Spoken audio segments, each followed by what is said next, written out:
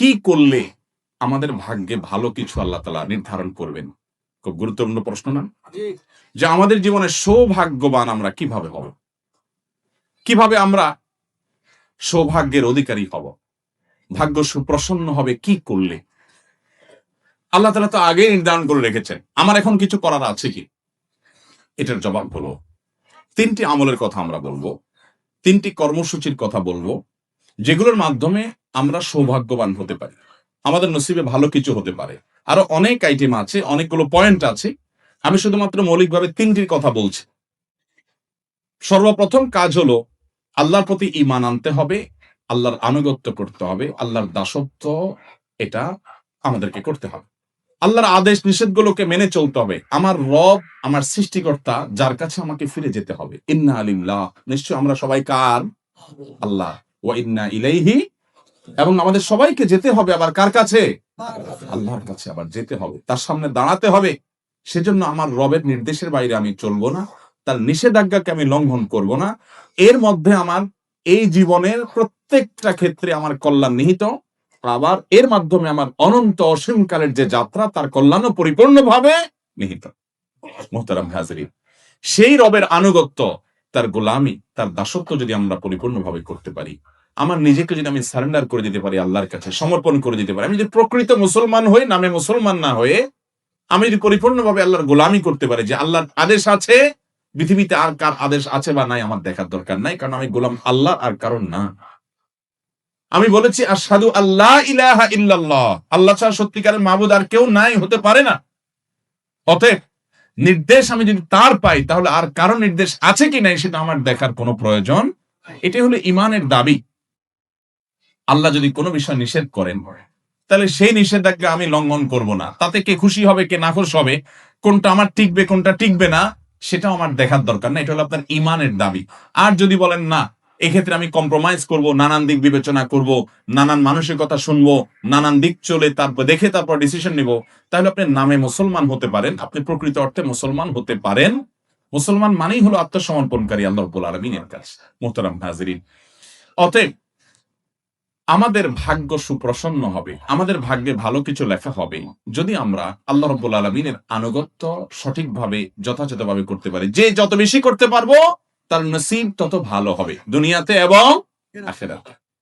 ভাগ্যে ভালো কিছু থাকা, এটার মিনিংটা আমরা অনেকে বুঝতে ভুল করি।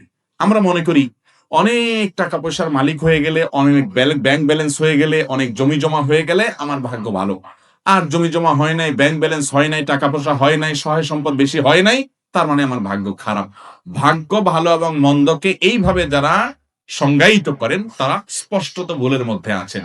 বহু মানুষ সম্পদের মালিক হয়েছেন, বহু মানুষ বড় বড় চেয়ারের অধিকারী হয়েছেন, বহু মানুষ অনেক সম্মানজনক জায়গায় গিয়েছেন, কিন্তু তিনি সুখে নাই, শান্তিতে নাই, দুঃখে আছেন, পেরেশানিতে আছেন। এরকম দৃষ্টান্ত কি ভুরি ভুরি আছে না নাই? আবার সহায় সম্পদ অনেক বেশি নাই, অনেক বড় চেয়ারেও নাই, কিন্তু খুব হ্যাপি, খুব সুখী, খুব সমৃদ্ধ, খুব শান্তিতে আছে, নির্মল হাসি হাসতে পারে, কোন টেনশন নাই তার মধ্যে, কোন ডিপ্রেশন নাই। এরকম মানুষও বহু আছে না নাই? সুখ এবং শান্তি এক জিনিস, আর সুখ শান্তির উপকরণ আরেক জিনিস। অনেকে সুখ শান্তির উপকরণ নিয়ে বসে থাকে কিন্তু সুখে শান্তিতে নাই। একজনকে দেখা যায় ব্যাংকের ক্যাশিয়ার মানুষ, সারাদিন টাকা গনে, বান্ডিল বান্ডিল, হাজার হাজার, লক্ষ লক্ষ, কোটি কোটি। সাদা চোখে দেখলে মনে হবে এত টাকা যে সারাদিন ঘাটে, এর চাইতে সুখে কে আছে? ওই বেচারা জানে যে টাকার গন্ধ কত মারাত্মক। ওই বেচারা জানে যে সারাদিনে ঘাটাঘাটি কারণে কত জীবাণু, রোগ বালাই, টেনশন, পেরেশানি, হাসি, তারপরে আপনার অ্যালার্জি, নানা রকমের অসুখ বিসুখ। ও জানে, সে বেচারা জানে যে এই টাকা ঘাটাঘাটিতে কোনো সুখ তার উল্লেখযোগ্য নাই। তারই আরেকজন সহকর্মী হয়তো কেশিয়ার না, টাকা হাতানোর চাকরি নাই, ওই বেচারা তার চাইতে অন্তত ভালো আছে। সেটা জানে যে টাকার গন্ধ শোকা লাগে না, অ্যালার্জি হয় না, হাসি কাশি হয় না, অন্তত তার চাইতে ভালো আছে। কিন্তু সাদা চোখে দেখলে মনে হয় আরে বাবা, এত টাকার ভিতরে আছে, এর চেয়ে বেশি সুখী কে আছে? ভাইরা আমার, আল্লাহ রাব্বুল আলামিন আমাদেরকে সুখ, প্রকৃত সুখ কোন পথে সেটি বোঝার তৌফিক দান করুন। যাই হোক, তো বলছিলাম ভাগ্য সুপ্রসন্ন হওয়ার জন্য প্রথম আমল হলো আল্লাহ রাব্বুল আলামিনের দাসত্ব করা, আল্লাহর গোলামি করা। যে যতটা করবে আল্লাহ তাকে তত সুখী করবেন। এটা আমার কথা নয়, কোরআনের ওয়াদা। আল্লাহ বলছেন ওয়ালাউ আন্না আহলাল কুরা আমানু ওয়াত্তাকাউ, জনপদের লোকেরা যদি ঈমান আনে এবং তাকওয়া অবলম্বন করে। তাকওয়া কি ভাই? তাকওয়া হলো আল্লাহ যা নিষেধ করেছেন সেটা থেকে আল্লাহর ভয় বেঁচে থাকা। আল্লাহর যা আদেশ করেছেন আল্লাহর নির্দেশের প্রতি সম্মান রেখে সেটা নির্দেশটা পালন করা, আল্লাহর আদেশগুলোকে মেনে চলা, এটাই তাকওয়া। এই তাকওয়া যদি কোনো জনপদের লোকেরা অবলম্বন করে ঈমান আনার পর, আগে ঈমান থাকতে হবে, ঈমান থাকার পর যদি এই কাজটা করে, আল্লাহ বলেছেন ওয়াদা লাফাতাহনা আলাইহিম বারাকাতিম মিনাস সামাই ওয়াল আরদ, নবমণ্ডল এবং ভূমণ্ডল থেকে বরকতের সমস্ত দুয়ার আল্লাহ তাআলা বলেছেন আমি খুলে দিব। আল্লাহ তাআলা কল্যাণ দান করবেন, আল্লাহ তাআলা সুখ দিবেন, শান্তি দিবেন আল্লাহর গোলামীর মধ্যে। মুহতারাম হাজরি, অন্য আয়াতে সূরা নাহলের 97 নম্বর আয়াতে আল্লাহ বলেছেন মান আমিলা সালিহাম মিন যাকারিন আও উনসা ওয়া হুয়া মুমিন, যদি কেউ ঈমানদার অবস্থায় আল্লাহর বিশ্বাসী বান্দা হয়ে পরিপূর্ণ ঈমানটা ঠিক রেখে আকীদা বিশুদ্ধ করে সে যদি নেক আমল করে, সে হোক নারী হোক পুরুষ, সমান অধিকারের ক্ষেত্রে, হোক নারী হোক পুরুষ, যেই হোক না কেন, যদি ঈমান আনার পরে সৎকর্ম সম্পাদন করে, 5 ওয়াক্ত সালাত আদায় করে, হালাল হারাম মেইনটেইন করে চলে, পর্দা মেইনটেইন করে চলে, আখলাক সুন্দর করে, নবী সাল্লাল্লাহু আলাইহি সাল্লামের সুন্নাহকে মেনে চলে, এক কথা কোরআন এবং হাদিসকে যদি অনুসরণ করে, আল্লাহ রাব্বুল আলামিনের ওয়াদা হলো ফালানুহজিয়ান্নাহু হায়াতান তাইয়্যিবা, তাকে দুনিয়াতে আমি পবিত্র জীবন দান করব। যদি কেউ নেক আমল করে, আল্লাহর ওয়াদা হলো আল্লাহ সুবহানাহু ওয়া তাআলা তাকে পবিত্র জীবন দান করবেন, সুখের জীবন দান করবেন, সে নির্মল পরিচ্ছন্ন ফ্রেশ জীবন উদযাপন করবে, উপভোগ করবে। ওয়ালা নাজজিয়ান্নাহুম আজরাহুম বিআহসানি মা কানু ইয়ামালুন, দুনিয়াতে যে সে আমল করেছিল এর জন্য আল্লাহ বলছেন যে আমি তাকে অবশ্যই অবশ্যই তার কর্মের সর্বোত্তম বিনিময় দান করব আখিরাতের জান্নাতের মাধ্যমে।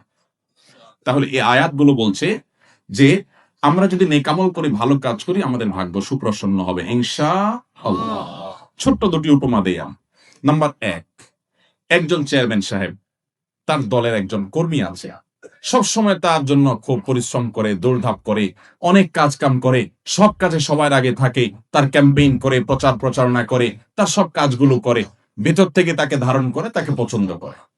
এই লোকটা সে যদি নিডি হয় আর চেয়ারম্যান সাহেবের কাছে যদি কোনো রিলিফ আসে বা কোনো কিছু আসে যেটা জনগণের মাঝে বন্টন করার মতো, ধরুন চেয়ারম্যান সাহেব সৎ মানুষ, সেই হিসাবে উনি ওনার আমানতটা সঠিকভাবে সবার হাতে পৌঁছায় দেন।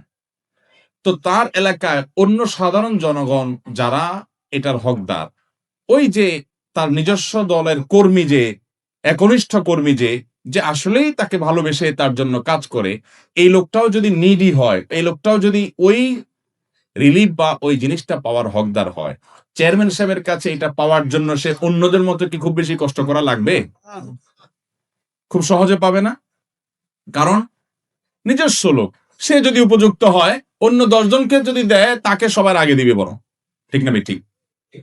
এবং এক্ষেত্রে তার প্রতি কোনো জুলুম করবে না, এবং সে বরং অন্যদের হয়তো চাইতে হবে, অনেক কষ্ট করতে হবে, এরা তো কষ্ট করা লাগবে না, কারণ তার সম্পর্কে চেয়ারম্যান সাহেব জানেন এবং তার প্রতি আস্থা আছে। আল্লাহ রাব্বুল আলামিনের যে আনুগত্য করে, আল্লাহর যে গোলামি করে, আল্লাহর যে দাসত্ব করে, আল্লাহ রাব্বুল আলামিন আল্লাহর এই বান্দাকে তার জন্য তার নসিবে ভালো কিছু আল্লাহ তাআলা এমনিতেই ফয়সালা করবেন। কারণ আল্লাহ জানেন যে এই ব্যক্তি আল্লাহর অনুগত বান্দা, আল্লাহ তাকে এমনি ভালো ফয়সালা করবেন। আর যে আল্লাহর প্রতি ঈমান রাখে না, ওই যে চেয়ারম্যান সাহেবের মতো, তার দলের লোক হোক আর অন্য দলের লোক হোক, বিরোধী দলের লোক হোক, তার পক্ষের হোক আর বিপক্ষের হোক, নাগরিক হিসাবে যে কমন কিছু সুবিধা আছে এগুলো সবাইকে তিনি দিবেন। কিন্তু ওই যে বিশেষ বিশেষ কিছু সুবিধা যদি দেওয়ার সুযোগ আসে, তিনি অবশ্যই সাধারণত তিনি যারা তাকে অনুসরণ করে তাদেরকে অগ্রাধিকার দেন। আল্লাহ রাব্বুল আলামিনের প্রতি যারা ঈমান আনবে, স্পেশাল দেওয়াগুলো, প্রকৃত শান্তি এবং সুখগুলো আল্লাহ তাআলা তাদেরকেই দিবেন। আর এমনিতে কমন ভাবে যে রিজিক দেওয়া, এটা আল্লাহ তাআলা তার প্রতি বিশ্বাস অবশ্যই সবাইকে দেন। তাহলে বোঝা গেল যে আমাদের ভাগ্য সুপ্রসন্ন হওয়ার জন্য নেক আমল করতে হবে, আল্লাহর আনুগত্য করতে হবে, আল্লাহর গোলামি করতে হবে, হালাল হারাম মেনে চলতে হবে। যদি এটা আমরা করতে পারি, তাহলে আমাদের ভাগ্যে আল্লাহ তাআলা এমনিতেই ভালো কিছু দিবেন ইনশাআল্লাহ। আরেকটি উপমা শুনলেই, ধরুন আপনার একটা কারখানা আছে, আপনার সেই কারখানায় কয়েকটা মেশিন আছে। কিছু মেশিন আছে যেগুলো প্রোডাকশন দেয়, ভালো আছে, সচল। আর কিছু মেশিন আছে ধরুন অচল, এগুলো কোনো প্রোডাকশন দেয় না। যে মেশিনটা প্রোডাকশন দেয় না, আপনি হয়তো কমন কিছু জিনিস তার জন্য রাখবেন, যে ঢেকে ঢুকে রাখা, যাতে চুরি না হয় সেভাবে রাখা, এটার কিস্তি লাগলে কিস্তি পরিশোধ করা, কমন বিষয় আপনি রাখবেন। বাট স্পেশাল কেয়ার, যেটা স্পেশাল কেয়ার, ওইটা কিন্তু আপনি অকেজো মেশিনকে করবেন না, কারণ ওটা থেকে প্রোডাকশন আসে না। তো এই জন্য ওইখানে তেল মোবিল আপনি দিবেন না, ওখানে আপনি বিদ্যুৎ সরবরাহ করবেন না, ওখানে গ্যাসের লাইন দিবেন না, ওখানে ওইটাকে ধোয়া মোছা আপনি নিয়মিত করবেন না, কারণ এটা তো অকেজো। যেটা সচল ওইটার প্রতি আপনি এমনি কেয়ার করবেন, ঠিক না বেঠিক?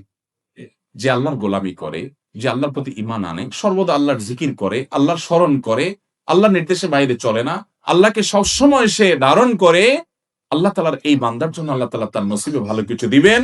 এর জন্য তার আলাদা কসরত না করলেও আল্লাহ তাআলা তার ভাগ্য সুপ্রসন্ন করবেনই করবেন ইনশাআল্লাহ তাআলা। তাহলে ভাইরা আমার, আমরা জানলাম যে আল্লাহ রাব্বুল আলামিন আমাদের নসিবে ভালো কিছু দিবেন, আমাদের ভাগ্য সুপ্রসন্ন হবে যদি আমরা নেকামল করতে থাকি।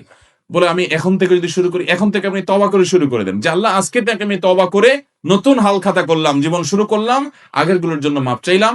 আপনার নসিবে আল্লাহ সুবহানাহু ওয়া তাআলা অবশ্যই অবশ্যই ভালো কিছু দিবেনই দিবেন। ভাইরা আমার, আমরা কি করি? আমরা ভাগ্য নিজের পক্ষে যেন হয়, অনুকূলে যেন হয়, সুপ্রসন্ন যেন হয়, এজন্য সব রাতে মসজিদে গিয়ে সবাই ভিড় জমায়।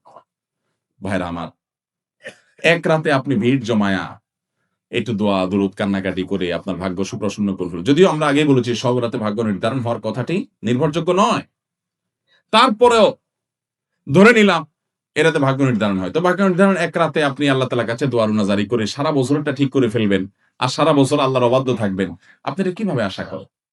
আপনাকে এর জন্য তওবা করতে হবে এবং সারা বছর আল্লাহর আনুগত্য করার প্রতিজ্ঞা করতে হবে। আল্লাহ আমাদেরকে তৌফিক দান করুন। তাহলে একটা বিষয় পেয়ে গেলাম, ভাগ্য সুপ্রসন্ন হওয়ার জন্য আমাদের নসিবে যেন, ভাগ্যে যেন ভালো কিছু লেখা হয়, তার জন্য আমাদেরকে কন্টিনিউয়াসলি নিয়মিত আল্লাহর দাসত্ব করে যেতে হবে। আল্লাহর দাসত্ব সবসময় একভাবে করতে পারবো না ভাই, আমরা মানুষ, আমাদের ভুল হয়, শয়তান আমাদেরকে দিয়ে গুনাহ করায় ফেলায়। কিন্তু যখনই মনে হবে আমি না আল্লাহর নিমক খাই, আল্লাহর রহমত ছাড়া আমার এক সেকেন্ডে বাঁচার কোনো, এক মুহূর্ত বাঁচার, এক সেকেন্ড কেন কোয়ার্টার সেকেন্ড এটাও আমার বাঁচা সম্ভব নয়, তাহলে সেই রবের আমি নাশুকরি কিভাবে করি?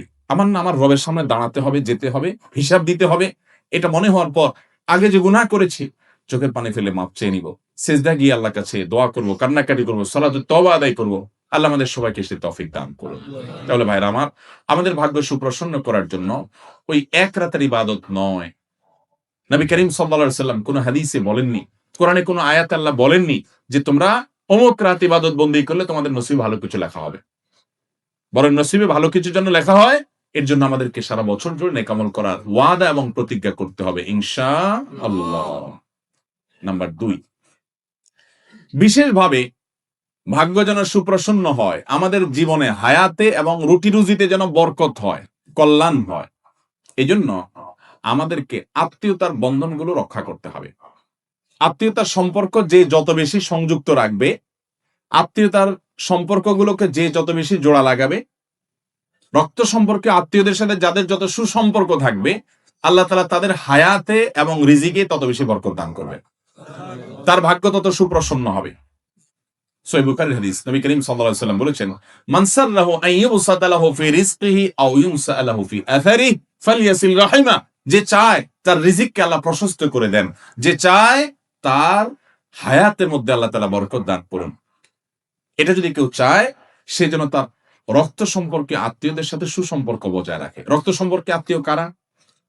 আপনার বাবা মা, আপনার ছেলে মেয়ে, আপনার দাদা দাদি, আপনার চাচা ফুফু, আপনার চাচাতো ভাই বোন, আপনার আপন ভাই বোন তো আছেনই, আরো কাছের তারা, আপনার মামা, আপনার খালা, আপনার নানা নানি আরো কাছে, এরা হলো আপনার রক্ত সম্পর্কীয় আত্মীয়। এই আত্মীয়গুলো যাদের সাথে আপনার রক্তের সম্পর্ক আছে, আপনার সাথে আপনার মা, আপনার বাবা রক্তের কানেকশন, অতএব মায়ের দিককার বাবার দিককার যে আত্মীয়গুলো সরাসরি, তারা হলো আপনার রক্ত সম্পর্কে আত্মীয়, এদের সাথে আপনার সুসম্পর্ক বজায় রাখা দরকার। আমাদের সমাজে এই আমলটা অনেক বেশি অবহেলিত ভাই। রক্তের সম্পর্কীয় মানুষগুলোর সাথে সুসম্পর্ক বজায় রাখা এটা ফরজ, এটা কোনো মুস্তাহাব আমল না, এটা ফরজ। আল্লাহ রাব্বুল আলামিন নির্দেশ করেছেন রীতিমতো ওয়া আনতাসিলুল আরহাম, এবং আল্লাহ নির্দেশ করেছেন তোমরা আত্মীয়তার সম্পর্ক সংযুক্ত রাখো। নবী করিম সাল্লাল্লাহু আলাইহি ওয়াসাল্লাম বলেছেন, মান কাতাহু কাতাহুল্লাহ ওয়া মান ওয়াসালাহু ওয়াসালাহুল্লাহ, যে আত্মীয়তার সম্পর্ক রক্ষা করে আল্লাহ তাকে রক্ষা করেন, যে আত্মীয়তার সম্পর্ককে ছিন্ন করে আল্লাহ সুবহানাহু ওয়া তাআলা তাকে ছিন্ন করে দেন। হ্যাঁ, আপনার আত্মীয় আপনাকে এমন কষ্ট দেয়, এমন ডিস্টার্ব করে বা ক্ষতি করে যে সম্পর্ক রাখতে গেলে বরং আপনার আরো বিপদের কারণ হয়, তাহলে একটা এক্সেপশন, তাহলে আপনি সেক্ষেত্রে তার সাথে সম্পর্ক আপনি বজায় রাখলেন না আত্মরক্ষার প্রয়োজনে, এটা এক্সেপশন হতে পারে। কিন্তু ঠুনকো অজুহাতে কোনো কারণে সে মন খারাপ করেছে, আপনি নিজে থেকে মিশেন। সে মিশতে চায় না, সে অজুহাতে আপনি দূরে থাকবেন না, চেষ্টা করবেন। হ্যাঁ, ওই যে সে আপনার ক্ষতি করে মিশতে গেলে, তাহলে আপনি দূরত্ব বজায় রাখতে পারেন। আল্লাহ আমাদেরকে আত্মীয়তার সম্পর্ক বজায় রাখার তৌফিক দান করুন। তাহলে আমাদের ভাগ্যে যেন ভালো কিছু লেখা হয়, আমাদের নসিবে যেন ভালো কিছু আল্লাহ তাআলা দান করে, তার জন্য আমাদেরকে স্পেশাল আমল, ওই যে সকল নেকি আমাদের মধ্যে চলে আসছে, এটা আলাদা করে বিশেষ গুরুত্বপূর্ণ আমল হিসাবে আমাদেরকে আত্মীয়তার বন্ধনগুলো রক্ষা করতে হবে। অনেক মহিলা আছে, তার স্বামী নিজের ভাই বোনের সাথে, স্বামী তার ভাই বোনের সাথে সুসম্পর্ক বজায় রাখুক, বাপ মার কেয়ার করুক, এটা অনেক মহিলা চায় না, আছে না নাই? আবার অনেক পুরুষও আছে যে তার বউ, সে বাপের বাড়ির লোকদের সাথে যোগাযোগ রাখুক, আসা যাওয়া করুক, সুসম্পর্ক থাকুক, অনেক পুরুষ আছে সেটা চায় না, ডিস্টার্ব করে, আছে না নাই? এই উভয়ে কপাল পোড়া, দুর্ভাগা এবং অত্যন্ত নিজের পায়ে নিজে বড় ধরনের কুঠারাঘাত করছে। কারণ হলো আল্লাহ রাব্বুল আলামিন আপনার স্বামীর জীবনে বরকত দান করবেন, তার রুজিতে বরকত দান করবেন, তার হায়াতে বরকত দান করবেন। তিনি তার রক্ত সম্পর্কে আত্মীয়দের সাথে যত সুসম্পর্ক বজায় রাখবেন। সুসম্পর্ক বজায় রাখার মানে এই না যে আমার সাধ্যের বাইরে তাদের জন্য আমাকে কিছু করতে ইসলাম বলেছে, না, সেটা বলে নাই। আপনার সাধ্যে যতটুকু আছে ততটুকু তাদের সেবা করেন, পাশে দাঁড়ান, হেল্প করেন।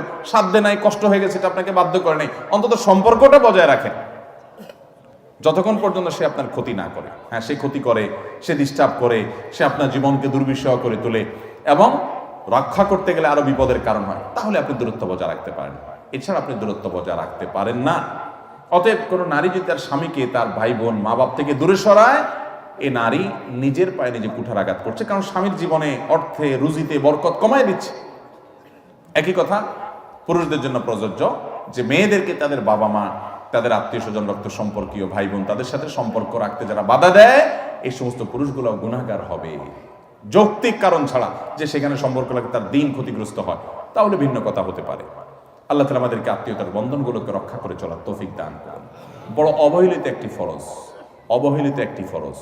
এই ফরজের ব্যাপারে আমরা অনেকে নামাজ কালাম পড়ি, মুখে দাঁড়িয়ে আছে, টুপি জুব্বা আছে, আলহামদুলিল্লাহ তাসবিহ তেলাওয়াত করি, ওয়াজ মাহফিলে আসি, অনেক ভালো ভালো কাজ করি, কিন্তু ওই যে রক্ত সম্পর্কে আত্মীয়দের সাথে আমাদের কোনো সম্পর্ক। শেষ কবে নিজের ফুফুর সাথে যোগাযোগ করেছেন? কয়জন বলতে পারবে? এই মজলিসে কয়জন আছেন যে ফুফুর সাথে গত সপ্তাহ, 10 দিন, 20 দিন, 1 মাসের মধ্যে যোগাযোগ করছেন নিজের ফুফুর সাথে? মাশাআল্লাহ, আল্লাহ কিছু বান্দা আছেন, কিন্তু খুব অল্প হাত উঠছে।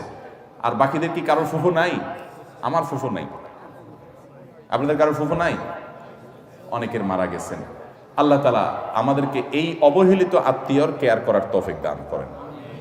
কোনো কোনো ফুফুরা আবার ভাতিজাদের ক্ষতি করে, ঝামেলা করে, তাদের হিংসা করে, সেটা ভিন্ন কথা। কিন্তু আপনি ভাতিজা হিসাবে আপনার জায়গা থেকে আপনি রাখবেন, চেষ্টা করবেন তার সাথে সুসম্পর্ক বজায় রাখার। বিশেষ করে ফুফুরা বিয়ে দেওয়ার পর অন্য জায়গায় চলে যায়, ভাতিজারা সম্পর্ক রাখতে চায় না। আবার অনেক সময় সম্পর্ক রাখে না এই ভয় যে ফুফুরা না জানি কখন আবার ওই বাবার ভাই সম্পদ দাবি করে বসে। আল্লাহ তাআলা আমাদেরকে আত্মীয়তার সম্পর্কগুলো রক্ষা করার তৌফিক দান করুন।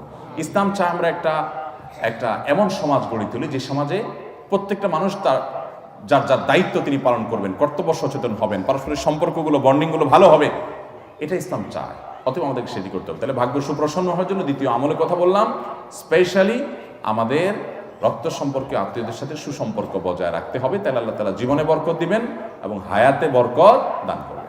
নাম্বার 3 এবং শেষ নম্বর আমল হলো দোয়া করা। ভাই, দোয়া এত বড় অস্ত্র, আল্লাহু আকবার।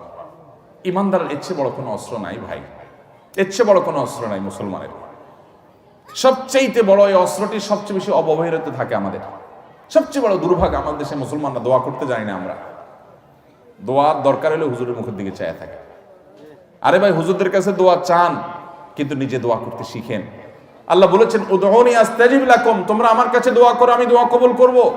আহ, কি কপাল পোড়া, আমরা চাইতে জানি না। নবী করিম সাল্লাল্লাহু আলাইহি ওয়াসাল্লাম বলেছেন, পায়ের জুতার ফিতাটা ছিঁড়ে গেছে পথে চলতে গিয়ে, তোমার এটা ছোট বিষয়, ঠিক করে ফেলা যাবে, এটার জন্য তুমি আল্লাহর কাছে দোয়া চাও, এটার জন্য আল্লাহর কাছে দোয়া করো, সাহায্য চাও যে আল্লাহ এটাও একটা বিপদ, হোক ছোট, আপনি সাহায্য করেন। নবী করিম সাল্লাল্লাহু আলাইহি ওয়াসাল্লামের পুরো জীবন দোয়া দোয়া দোয়া দোয়া। ওলামায়ে কেরাম জানেন নবী করিম সাল্লাল্লাহু আলাইহি ওয়াসাল্লামের জীবনে কি পরিমাণ দোয়া তিনি পড়েছেন। ইমাম নবী রাহমাতুল্লাহ আলাইহি আল আজকার নামে একটা কিতাব লিখেছেন, হিসনুল মুসলিমের রচয়িতা, তার একটা কিতাব আছে, বাংলা হয়ে গেছে বান্দার ডাক আল্লাহ ছাড়া, এই মোটা। ডক্টর খন্দকার আব্দুল্লাহ জাহির রহমানের একটা বই আছে, রাহে বিলায়াত, আরো বই আছে, এরকম অনেক দোয়ার বই আছে মোটা মোটা।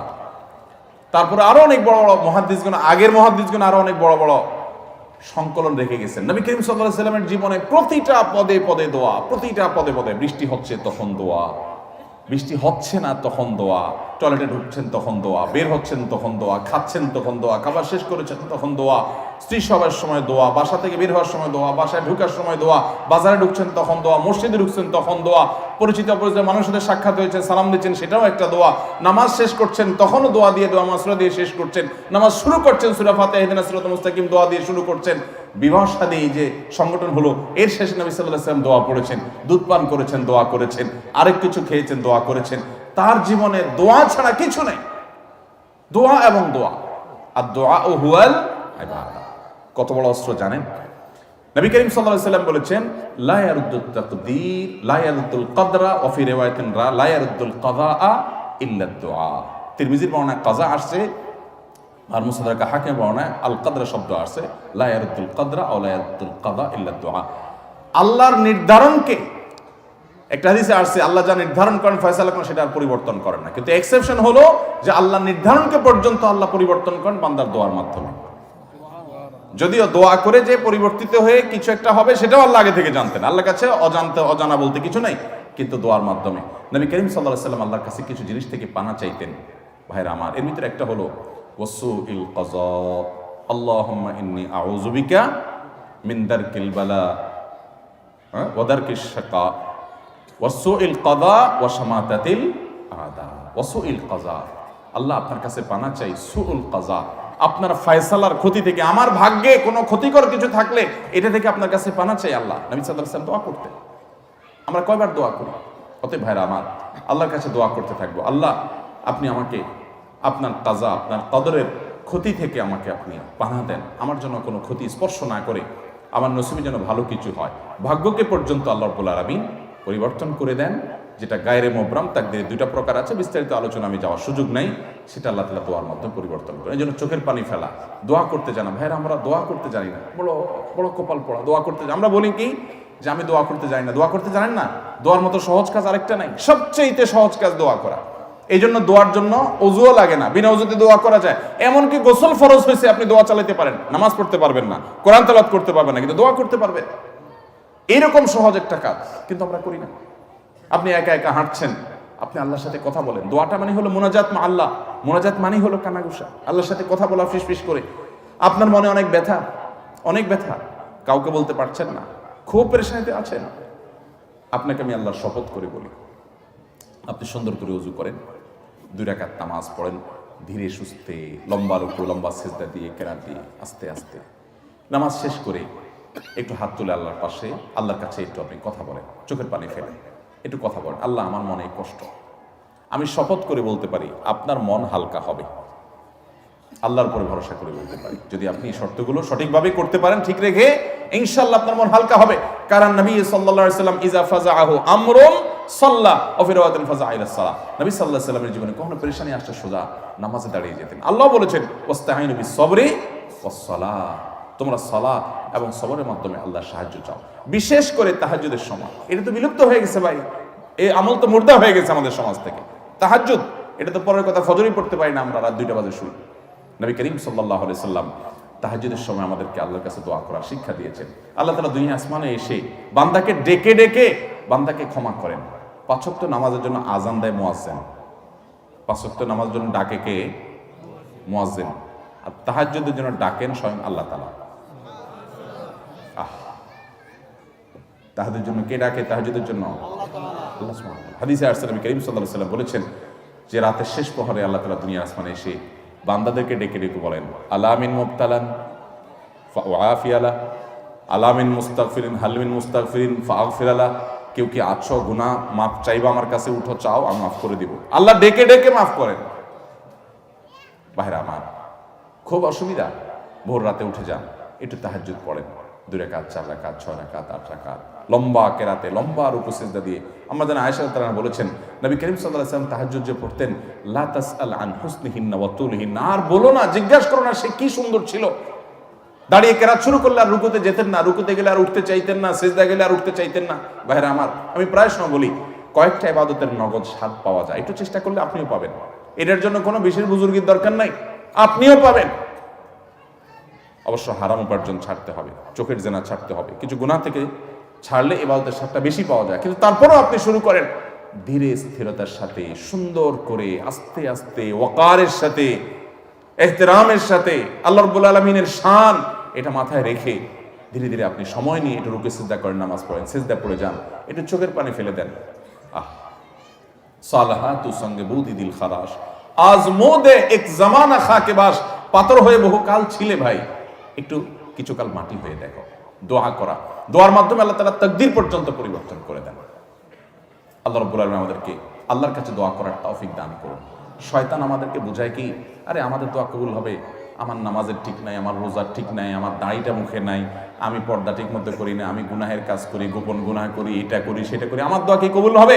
আমরা আল্লাহর কাছে চাইতে লজ্জা করি। আরে যে যত বেশি পাপিষ্ঠ সে তো আল্লাহর কাছে তত বেশি চাইবে, আরো তার তো চাওয়া আরো বেশি দরকার। ইবলিস আল্লাহর কাছে দোয়া করছে, আল্লাহ রাব্বুল আলামিন যখন বলছেন সিজদা করো, সিজদা তো করেই নাই। আবা ওয়াস্তাকবারা ওয়া কানা মিনাল কাফিরিন, অস্বীকার করছে, অহংকার করেছে, কাফের হয়ে গেছে। ওই টাইমে শয়তান আল্লাহর কাছে চায় বসছে, কি চাইছে? আনজুরনি ইলা ইয়াউমি ইউবাসুন, আল্লাহ কিয়ামত পর্যন্ত আমাকে হায়াত দেন, যেন শয়তানি করতে পারি। শয়তানে আল্লাহর কাছে হায়াত চায় নিছে কি করার জন্য? শয়তানি করার জন্য। দেখেন, করবে শয়তানি, এটার জন্য আবার দোয়া করতেছে কার কাছে? চিন্তা করে। তাও আবার কখন?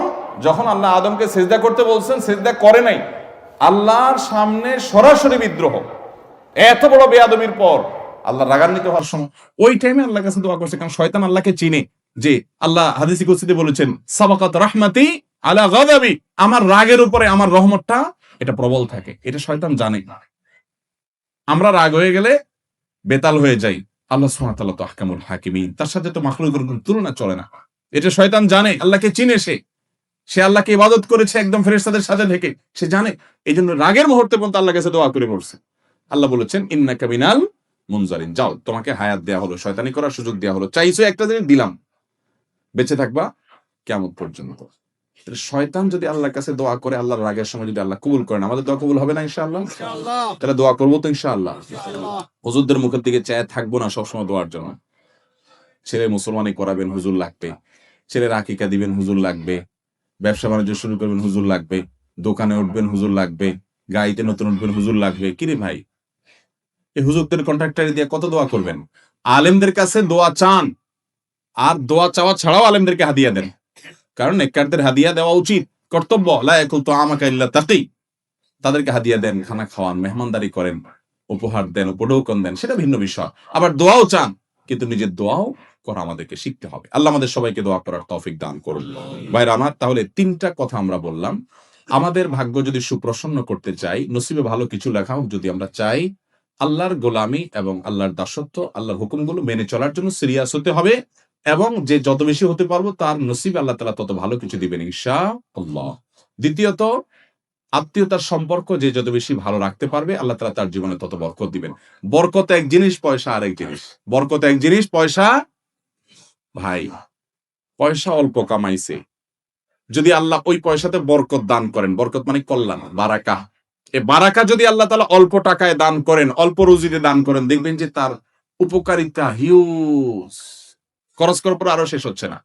আর অনেকে অনেক কামাই করছে কিন্তু বরকত নাই, কল্যাণ নাই, দেখবেন যে কেমনে শেষ হয়ে গেছে টেরও পাচ্ছে না, আরো দেনা হয়ে গেছে। আছে না নাই? ভাইরা আমার, আমরা তো শুধু কেবল পয়সা চাই। আমি সব সময় বিভিন্ন জায়গায় বলার চেষ্টা করি, নবী করিম সাল্লাল্লাহু আলাইহি সাল্লামের শত শত হাজার হাজার দোয়া হাদিসে বর্ণিত আছে, তিনি দোয়াগুলো পড়েছেন। একটা দোয়াও আমি জানি না তিনি আল্লাহর কাছে এভাবে দোয়া করেছেন, আল্লাহ আমাকে অনেক পয়সা দেন, আল্লাহুম্মা ইন্নী আসআলুকা কাসরাতাল আমওয়াল। কোন দোয়া নাই এরকম যে আল্লাহ অনেক পয়সা দেন, আল্লাহ অনেক জমি জমা দেন, আল্লাহ অনেক ব্যাংক ব্যালেন্স দেন। এটা নবী সাল্লাল্লাহু আলাইহি ওয়াসাল্লাম কখনো চান নাই। কি চাইছে? আল্লাহুম্মা ইন্নী আসআলুকাল আফিয়া, আল্লাহ আপনার কাছে শান্তি চাই। কি চাই? পয়সা চান না শান্তি চান? পয়সা চান না? এই তো দুদুল্য মনে হয়ে গেল। আবার বলেন, পয়সা চান না সুখ চান? তার মানে সুখ হলে পয়সা না হলেও চলবে, রাজি? আচ্ছা, আমি তাহলে দুটো অপশন দেই। আল্লাহ যদি আপনাকে এখন দুইটা অপশন দেন, একটা অপশন হলো তুমি একটা ভাঙাচোরা কুড়ের ঘরে থাকবা, যে একটু বৃষ্টি হলে জবজব করে পানি পড়বে, শীতের সময় কনকনা ঠান্ডা বাতাস ঢুকে পড়বে, ওইটার কোনো সেফটি নিরাপত্তা থাকবে না, যে কোনো সময় চোর ঢুকে পড়তে পারে, এরকম একটা কুড়ের ঘর তোমার নসিবে থাকবে, এর বেশি তুমি পাবা না, এটাতে তোমার মৌত হয়ে যাবে, এই ঘরে তুমি সারা জীবন তা কাটাইতে হবে ছেলে মেয়ে নিয়ে। আর ইনকামের জন্য কোন রকম একটা রিক্সা, একটা ভ্যান বা এরকম ছোটখাটো কিছু থাকবে, নাও থাকতে পারে, কিন্তু তোমাকে সুখে রাখা হবে, শান্তিতে থাকবা, এটা একটা লাইফ, একটা অপশন পাইলেন। এবার আসেন অপশন নম্বর 2, তোমাকে 100 কোটি টাকা দেয়া হবে, গাড়ি বাড়ি ব্যাংক ব্যালেন্স হিউজ পরিমাণ দেয়া হবে, কিন্তু সুখে থাকবে কিনা এটা নিশ্চিত বলা হলো না, সুখ হতেও পারে নাও হতে পারে। আর আগেরটা হলো সুখ নিশ্চিত, কিন্তু ঘর কুড়ের ঘর আর ব্যাংক ব্যালেন্স তেমন একটা নেই। এই দুইটা অপশন যদি আল্লাহ আপনাকে দেন, কোনটা নিবেন? কোনটা নিবেন? কুড়ের ঘর। শেয়ানা পাবলিক, কুড়ের ঘর নেবেন না? এটা এখন ধরে ফেলছেন আমার কাহিনীটা, এই জন্য বলছেন কুড়ের ঘর। সত্যি সত্যি যদি আল্লাহ রাব্বুল আলামিন আপনাকে এরকম অপশন দেন, এখন হয়তো আমরা বুঝে ফেলছি বিষয়টা আলহামদুলিল্লাহ, কিন্তু সাধারণত কোনো মানুষ যদি এরকম অপশন দেওয়া হয়, বলবো যে আজ এর সুখ দুঃখ পরে বুঝবো, আগে 100 কোটি টাকা দেন। ঠিক না ঠিক? আমরা মনে করি পয়সা কড়ি হয়ে গেলে কি হয়ে যায়।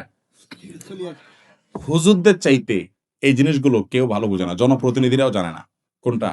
যে অনেক পয়সা কড়ি হইলেও সবসময় সুখে মানুষ থাকতে পারে। কত মানুষ কত পয়সার মালিক, কত মানুষ কত বড় বড় চেয়ারের মালিক, কত মানুষ কত বড় বড় ক্ষমতার মালিক, কিন্তু বেচারার যে কি দুঃখ, তার যে কি কষ্ট, তার যে কি যন্ত্রণা, তার যে কি জ্বালা, তার যে কি আযাব, সেটা মনের দুঃখটা একান্ত অনেক সময় অনেক হুজুরদের কাছে বলে। আবার আমরা হুজুররা এরকম শত শত মানুষের হিস্ট্রি জানি, যে মানুষটাকে আমরা জানি যে সাধারণ মানুষ, মাশাআল্লাহ কোন রকম নুন পান্তা খেয়ে বিরাট করে স্বস্তির একটা নিঃশ্বাস ফেলছে, আলহামদুলিল্লাহ খুব সুখে আছি ভাই, কোনো অভাব নেই। আমি প্রায় সময় বলি, 4 তলা বিল্ডিং করার পর 6 তলার পারমিশন পাইছে, 6 তলা করছে, বা 6 তলার পারমিশন 5 তলা করছে, টাকার অভাবে 5 তলা করার পরে রড বাইর করে রাখছে। আছে না নাই? রড বাইর করে রাখে না, মানে কি? দৌড় ভাই, এটা তো সোজা মানে। এর মানে হলো আরেকতলা করব ঠিক আছে, কিন্তু পয়সা নেই। পয়সা থাকলে করে ফেলতো, মানে কিছু একটার অভাব আছে, কিছু একটার কি আছে অভাব, মানে এখন করার তৌফিক নাই, কিন্তু আমার করার দরকার। তার মানে লোকটা কি ভাবি না অভাবী? ভাবি না অভাবী? অভাবী। তার মানে লোকটার অভাব আছে। আরেকজন কুড়ের ঘরে থেকে খেয়ে দে নাক টেনে ঘুম দিচ্ছে, আর বলছে আল্লাহ যে হালে রাখছেন অনেক সুখে, আলহামদুলিল্লাহ, আর দরকার নেই, আল্লাহ বহুত সুখে আছে। এই লোকটা ভাবি না অভাবী? ভাবি, মানে ভাবে আছে। এই লোকটার মধ্যে কি নাই? অভাব নাই। আল্লাহ রাব্বুল আলামিন আমাদেরকে সুখী করুন। ভাইরা, আল্লাহ দোয়া শিক্ষা দিয়েছেন, রব্বানা আতিনা ফিদ দুনিয়া হাসানা ওয়া ফিল আখিরাতি হাসানা। দেখেন, আল্লাহ আপনি আমাদেরকে হাসানা দেন, মানে কি? কল্যাণ দেন, ভালো দেন। সে ভালোটা অল্প পয়সায়ও হতে পারে, অনেক বেশি পয়সায়ও হতে পারে। অনেকে শুধু আল্লাহর কাছে পয়সা চায়, আছে না নাই? কি চায়? শুধু পয়সা। অনেক বেকার যুবক আছে, বলে আল্লাহ বেশি না, 1,00,000 টাকা হলে একটা বাইক কিনবো, উবারে রাইড চালাবো, আর বাকি টাকা দিয়ে বিয়ে শাদী করে ফেলবো, আল্লাহ মোটামুটি চলবো। 3 লাখ হলে চলবে, আল্লাহ আর লাগবে না, দিয়ে দাও। আছে না নাই? ওই 3 লাখে যে শান্তি হবে গ্যারান্টি আছে? বাইক নিয়ে পরের দিন যদি আপনি অ্যাক্সিডেন্টে মরেন, কি করবেন এই টাকা দিয়া? অতএব টাকার ফিগার নয়, আল্লাহর কাছে দোয়ার আদব, দোয়ার শিষ্টাচার আছে। আল্লাহর কাছে শান্তি চাইতে হয়। নবী সাল্লাল্লাহু আলাইহি ওয়াসাল্লাম সুখ চাইছেন, আল্লাহ সুখ চাই, কয় টাকা দিবা তুমি জানো, তুমি সুখ কয় টাকা দিবা সেটা তুমি জানো, আমি কি চাই? সুখ চাই। উল্টা পাল্টা দোয়া করে বিপদে পড়ার ঘটনা জানেন না, যে প্রসিদ্ধ ঘটনা। এক যুবক দোয়া করছে আল্লাহর কাছে, আল্লাহ এমন একটা লাইফ দিবা, এমন একটা জীবন চাই তোমার কাছে, যে 2 হাত ভর্তি টাকা থাকবে, আর আশপাশে সব নারী আর নারী থাকবে, এনজয় করব। 2 হাত ভর্তি টাকা থাকবে, আর আশপাশে নারী আর নারী থাকবে। তো এই বেচারা দোয়া আল্লাহ কবুল করে ফেলছে। এবং কবুল হয়েছে কিভাবে? সে কোন মহিলা স্টাফ বাসের বা মহিলা কোন শিক্ষা প্রতিষ্ঠানের বাসের কন্ডাক্টরে চাকরি পাইছে, হাত ভর্তি টাকা, আশপাশে সব মহিলা, মহিলা অন্যজনের, টাকাও সব। উল্টাপাল্টা দোয়া করলে কি হয় দেখছেন? তো আল্লাহ তাআলার কাছে চাইবেন কি সুখ না টাকা? কিন্তু আমরা এটা বিশ্বাস করতে চাই না, মনে করি আরে হুজুর পয়সা পেলে আপনিও খুশি। ভাইরা আমার, এটা আমাদের ইমানি দুর্বলতা, এটা আমাদের ইমানি দুর্বলতা। আল্লাহ রাব্বুল আলামিন যদি কাউকে শান্তি দেন পয়সা ছাড়াও দিতে, আমরা আল্লাহর কাছে শান্তি চাইবো, সুখ চাইবো। দেখেন আমরা এই যে আমাদের সন্তানদের জন্য দোয়া করি, কি দোয়া করি বলেন তো? বেশিরভাগ মানুষ কি দোয়া করে? আমাদের দোয়াগুলো যারা কোরআন হাদিসের বাতানো দোয়া পড়ি না, নিজে থেকে দোয়া করি, অনেক সময় ভুল দোয়া করি, সবাই না, অনেক সময় ভুল দোয়া করেন অনেকে। যেমন আল্লাহ আমার ছেলে যেন জিপিএ 5 পায়, আল্লাহ আল্লাহ আমার ছেলে যেন সিরিয়ালে চলে আসে, আল্লাহ আল্লাহ আমার ছেলে যেন অমুক কলেজে চান্স পায়, আল্লাহ মেয়েটা যেন অমুক ইউনিভার্সিটিতে চান্স পায়, আল্লাহ অমুক। এই না আমাদের দোয়া। আচ্ছা, এটা সাময়িক একটা টার্গেট হতে পারে, দোয়া হতে পারে, এটাতে এটা করলে গুনাহ হয়ে যাবে, এ দোয়া করলে একেবারে ভুল হয়ে যাবে, আমি সেটা বলছি না। কিন্তু আমি বলছি দেখেন আল্লাহ কি দোয়া শিক্ষা দিচ্ছেন। সূরা ফুরকান আয়াত নম্বর ৭৪ আল্লাহ শিক্ষা দিচ্ছেন, রব্বানা হাব লানা মিন আজওয়াজিনা ওয়া যুররিয়াতিনা কুররাতা আয়ুন ওয়াজআলনা লিল মুত্তাকিনা ইমামা। কি দোয়া! এই দোয়ার অর্থ জানেন? সুবহানাল্লাহ, হায়রান হয়ে যাবেন এর অর্থ শুনলে। আল্লাহ সুবহানাহু ওয়া তাআলা বলছেন যে দোয়া করো, ওয়াল্লাযীনা ইয়াকুলুনা রব্বানা হাব লানা মিন আজওয়াজিনা ওয়া যুররিয়াতিনা কুররাতা আয়ুন। এইটুকু শুনেন, মানে কি?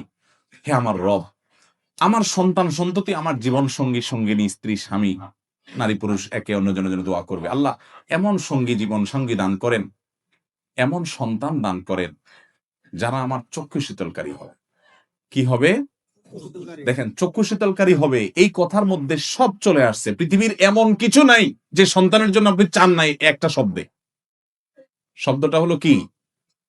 নয়ন জোড়ানো সন্তান, চক্ষু শীতল করা সন্তান, যারা যাকে দেখলে আমার চোখটা শীতল হয়ে যাবে, অন্তরটা জুড়াইয়া যাবে। এই নয়ন জোড়ানো চোখ শীতল করা সন্তান, এর মানে হলো এই সন্তান এমন সন্তান চাই সব দিক থেকে পারফেক্ট হবে। কারণ আল্লাহ আপনাকে একটা সন্তান দিয়েছেন ফুটফুটে সুন্দর, হ্যান্ডসাম, দেখতে মাশাআল্লাহ খুব সুন্দর, কিন্তু ছেলেটা অন্ধ। আপনার অন্তর জোড়াবে? আপনার দিল ঠান্ডা হবে বাচ্চা দেখলে যে আমার ছেলেটা এত সুন্দর, কিন্তু সে চোখে দেখতে পায় না। আপনাকে আল্লাহ তাআলা একটা ছেলে দিয়েছেন না, চোখেও কোনো সমস্যা নাই, চোখ কান নাক সবই ভালো, সে বিকলাঙ্গ না, কিন্তু ছেলেটার মেধা টেধা কিচ্ছু না, একদম বোকাশোকা, কিচ্ছু বুঝে না। আপনার ভালো লাগবে? আপনার চোখ শীতল হবে এই সন্তানকে দেখে? আফসোস হবে না, আমার ছেলেটা কিছু বুঝে না, বেকুব। আল্লাহ তাআলা আপনার সন্তানকে সুস্থ রাখছেন, আবার বুদ্ধি শুদ্ধিও দিছেন, দেখতে শুনতেও ভালো, কিন্তু ছেলেটা অমানুষ। কি বলেন? একে দেখলে আপনার দিল জোড়াবে? আবার ছেলেটা দেখতে শুনতেও সুন্দর, চোখ মুখ সব ঠিক আছে, আবার সে বুদ্ধি শুদ্ধিও আছে, আবার সে অমানুষও না, ছেলে হিসেবে মানুষ হিসেবেও খুব ভালো, ভদ্র, আপনার কথা শুনে সবই ঠিক আছে, কিন্তু তার জীবনে কোনো উন্নতি বরকত নাই, পয়সা করি নাই, চাকরি বাকরি নাই, বেকার, কষ্টে দিনাতিপাত করে। এই ছেলেকে দেখলে আপনার ভালো লাগবে?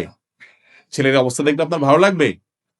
আপনি এরকম কত পয়েন্ট বলবেন? আপনি 200 পয়েন্ট বলতে পারেন, একটা থাকে আরেকটা থাকে না। আমাদের মন খুশি হয় যে আমার ছেলের সব আছে, এটা নাই। আল্লাহ সুবহানাহু ওয়া তাআলা এমন এক শব্দ শিখিয়ে দিয়েছেন, কারণ আল্লাহ তো জানেন যে কিভাবে দোয়া করতে হবে, নিজে শিখিয়ে দিয়েছেন, রব্বানা হাব লানা মিন আজওয়াজিনা ওয়া যুররিয়াতিনা কুররাতা আয়ুন। আল্লাহ আমার জীবন সঙ্গী, আমার সন্তান এমন দান করেন যে তাকে দেখলে আমার চোখ, আমার নয়ন কি করবে? শীতল হয়ে যাবে, জুড়ে যাবে। তাহলে চোখ শীতল হওয়ার জন্য সব দিক থেকে পারফেক্টনেস লাগবে। তারপরে সব দিক থেকে, মোটামুটি সব দিক থেকে আমার সন্তান দেখে যেন আমার ভালো লাগে, আপনি সেরকম সন্তান দান করেন। দেখছেন দোয়ার আদব আল্লাহ তাআলা শিখিয়ে দিয়েছেন। উল্টোপাল্টা দোয়া না করে সুন্নাহ সম্মত মাসনুন দোয়াগুলো আমরা বেশি বেশি নিবেদন করবো। আল্লাহ আমাদের সবাইকে তৌফিক দান করুন। আমি আমার বুঝজ্ঞান হয়েছে থেকে এই দোয়া পড়ি।